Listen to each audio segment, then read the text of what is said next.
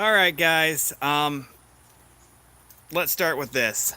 Hi guys, welcome to Voiding War live stream episode, not to really call it an episode, but really a preview. Here's what we got. I have been given an ultimatum. The Blue Beast must either get on the road and be reliable, or go forever. Now, this is a bit of a task since it hasn't actually driven in about a year. And I'm gonna actually put a real video on here and see what happens. Show you guys, what it actually looks like after I've taken a look at it. Because, all TV is fake and YouTube is the same. But this is actually my first time opening the hood in probably, 2 months. Let's see what we got. Battery charger is semi-attached. Leaves everywhere. Turbocharger's rusty, but I'm sure it's fine. The intake I printed is just hanging out there, and yeah, this is not good. This is pretty rough, actually.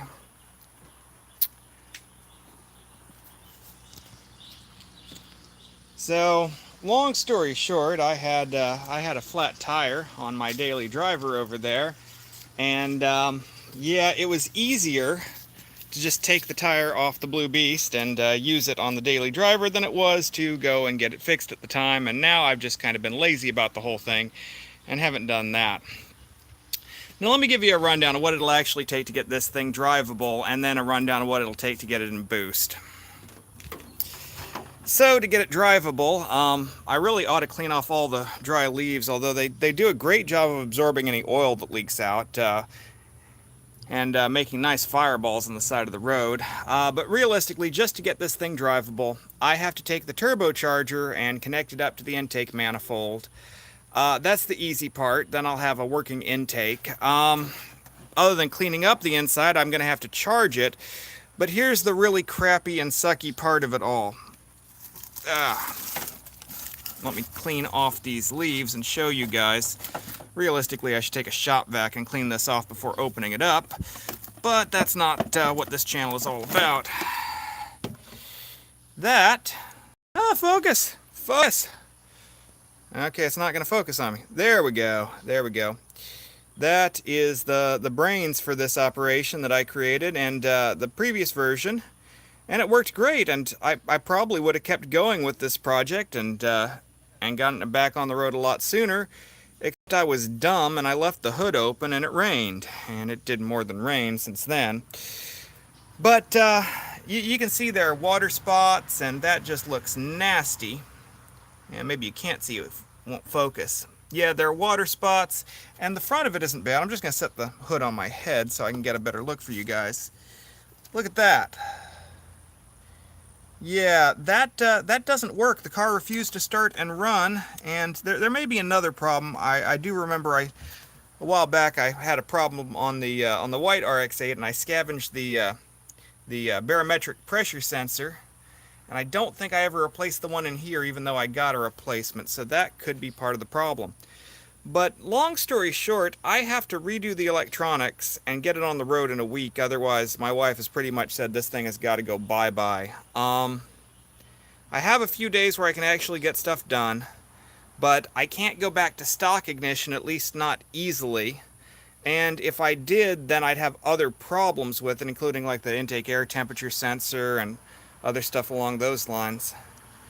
So realistically, I have to get an ignition coil mod in here that works and actually does what it's supposed to. I have to clean up all this debris that's everywhere. Gosh. Let's see. That's not really that bad. I had some other issues that I need to take a look at before I take it on the road for any distance. And note, all these things alone are not going to get it into boost. I've got to figure out exactly what it'll take to get there, because, yeah, getting into boost requires a little bit more reliability than just me hacking it together. So that's where we're at right now. Yeah, this thing is a mess. It has been out of inspection for, yeah, a while now. It still has the same tools I left in it last time I was here, and yeah.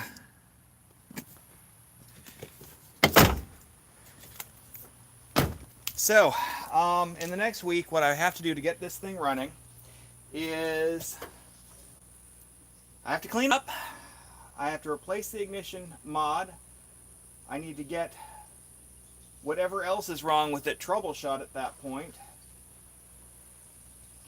and then just fire it up and see if it turns over.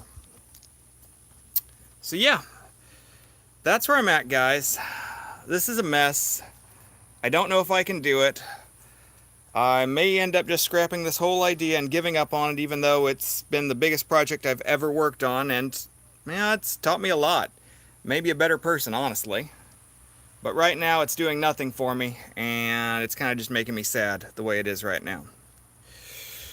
So, if you like this video and want to see what actually happens to this mess, then hit that like button. If you want to see more of the process, more live stream stuff, then you're going to have to hit subscribe and keep yourself involved with the channel. Be sure and comment, send me all your hate mail, you know, the usual. And I'm going to see if I can get this thing running and on the road within a week, and hopefully with some form of ion sensing for the ignition. Alright guys, it's been great, it's been fun. Remember to keep on voiding warranties. I'll see you in a bit.